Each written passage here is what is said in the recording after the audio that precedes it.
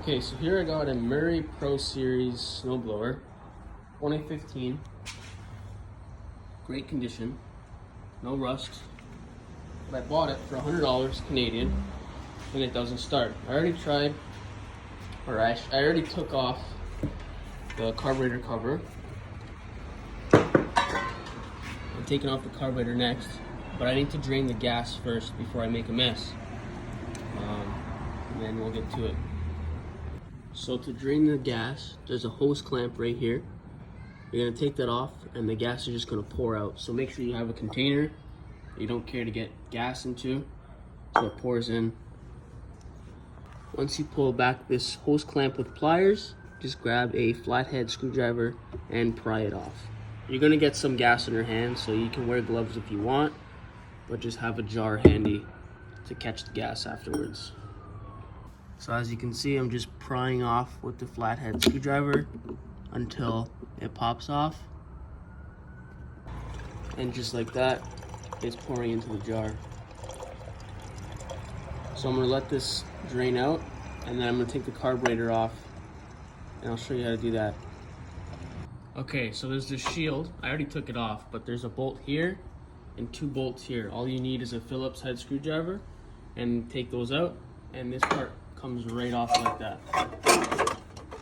So now you're gonna need to take off this bolt, and there's another one on the other side to take off the carburetor from the intake housing. So you're gonna need a wrench to hold the bolt snug, and then a Phillips head screwdriver like this to pull it out. So let's get to it. I'll pull off the carburetor and I'll show you in the next clip what it's gonna look like once it's off. All right, so the 2 screws are now off. So these are called the governor arms right here, and they connect right here. This is the idle that runs on the snowblower. Remember to save which hole this goes into and which hole that goes into. Also, you're gonna have to remove this with pliers. It's another hose clamp where the gas line is, and then this will just come right off. So I'll show you. So you're gonna wanna get pliers. They're probably too big. You're gonna wanna, I gotta probably use 2 hands. I'm not a lefty, so let me get that and I'll show you what to do next. On the bottom of the bowl here, there's this screw. If you push in this screw, all the old gas from the carburetor will go down. You're supposed to do this every end of winter so that the gas doesn't get all crusty inside. Gas is also supposed to be a very, very clear yellow looking color, but this gas is a green. So you already know the carburetor is going to be disgusting inside. So let's take off the governor arms here, and then also pry the hose over here with a flathead screwdriver just like before, and then pry it off. If you want to make it easier for yourself to get to that area, which I'm having a hard time doing, is remove the exhaust. With these 2 little tabs right here, grab another flathead, hit these back with a hammer, and then take off these 13mm nuts. There's one here, and then this one's a 10, and then this whole piece will come off, and then you'll have a lot more room to get to this hose. So let's do it.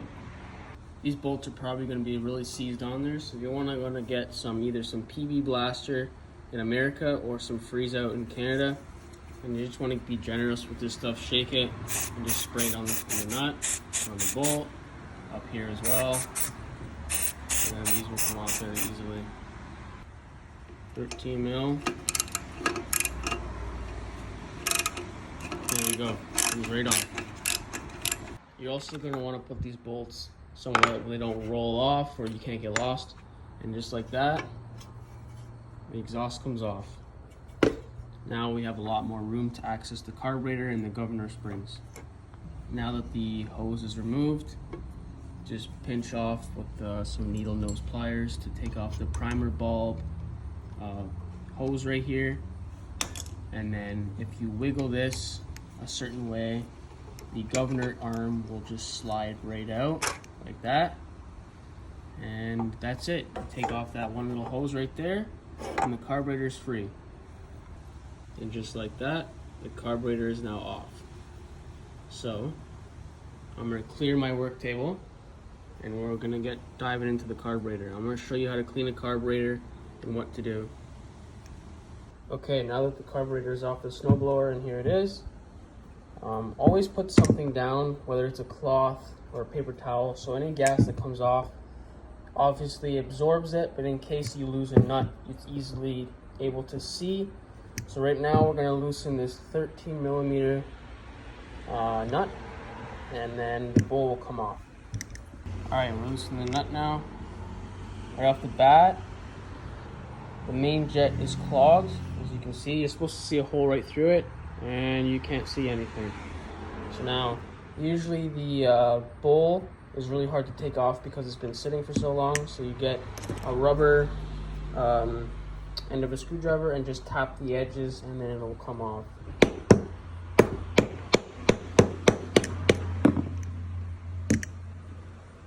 It's gonna take a while. It's gonna... There we go. Ooh. Oh yeah, see all that? That's bad gas. That green stuff is bad gas, and that's what happens when you leave gas in there for too long. All these need to be replaced. The gaskets are rock hard, which I have. These all need to be replaced. Let's pull this out and I'll show you the different components inside of a carburetor. All right, here we go. So this is the main carburetor part. The jet is inside, right here. This is the main jet, or the bowl nut. This is the needle, which is in surprisingly really good shape. The float, which needs to be cleaned out, it's supposed to be white, and the gasket. I don't see anything terrible wrong with this, but I'm going to replace it anyways because I have the parts for it. And all you got to do is get some carb cleaner, and you just clean out these pieces until they're shiny. Is pretty much all you got to do. You don't need any fancy tools. You can even use pipe cleaners, is what I use to get through the holes in here. And I'll show you what it's supposed to look like when it's all clean. This is how your carburetor should look once it's all cleaned. The bowl nut, you can see right through it now. The bowl is all clean. The float is cleaned, and so is the needle. Now, let's put it all back together. Once you put this pin right through here, make sure that your float is level and it's not on an angle, or else it won't run properly. Now, we put the bowl, and then the bowl nut. I need two hands. I gotta get a camera stand. Alright, now let's put the carburetor back on. Before we do that, I noticed that this line right here is sliced, and I might need to replace this. We'll test it first, and then if I need to replace it, I'll show you how to replace this as well. The carburetor is all nicely snug on there. That line should be okay. The primer bulb line is connected. The governor lines, or governors, are connected to the governor arm. Everything is good. Now I'm going to put the exhaust on, put all the little pieces back on, like the choke switch and the key, and fire this thing up to see if it starts. For testing purposes only, I'm going to connect the ground switch to this cord right here, and then I'm going to put the key in and pull it to see if it starts. And then if it does start and runs well, I'm going to put it all back together. Just put some fresh gas in there right off the bat. It's leaking. It's leaking from the bowl seam right there. It's gonna need a new gasket. The one I put in there was new, but I guess it's gonna need a different size gasket. But let's just put this underneath for now and see if it runs and starts. If it does run and start, then, or start and run I should say, then we'll change the bowl nut gasket and the bowl gasket as well, because it's coming out there pretty fast. We don't need to prime it because we know it's getting gas. I'm going to connect to your spark plug and see if it starts. Put it on choke, put the choke all the way on.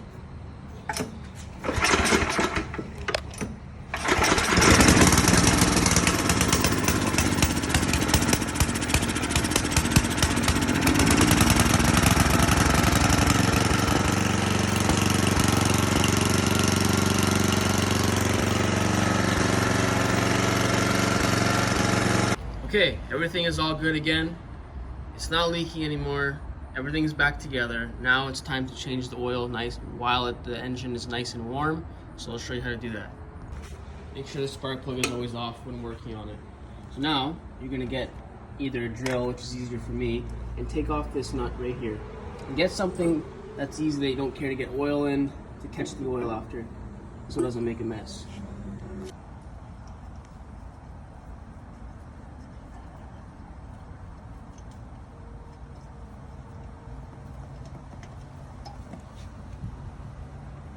All right, clean up your cap, put it back on. I'm gonna do a full oil flush. I'm gonna put some oil down there again and let it soak in and then drain it again. But make sure you look up what your specs are when you fill up the tank, because I think this is too much oil that was in the motor. I'm not too sure. I'm gonna use 5W30 just to wash it out, but I am gonna keep using 5W30 as it is. It does have a higher freezing temperature so that it doesn't freeze when it's in the winter. As 10W30 for lawnmower engines, they tend to freeze in the motor. So I'm gonna be using 5W30 just to keep the engine healthy. All right, it's a couple days later, new fuel lines, everything's good to go. So let's put this on choke, put it on the rabbit, prime it a few times, and start it.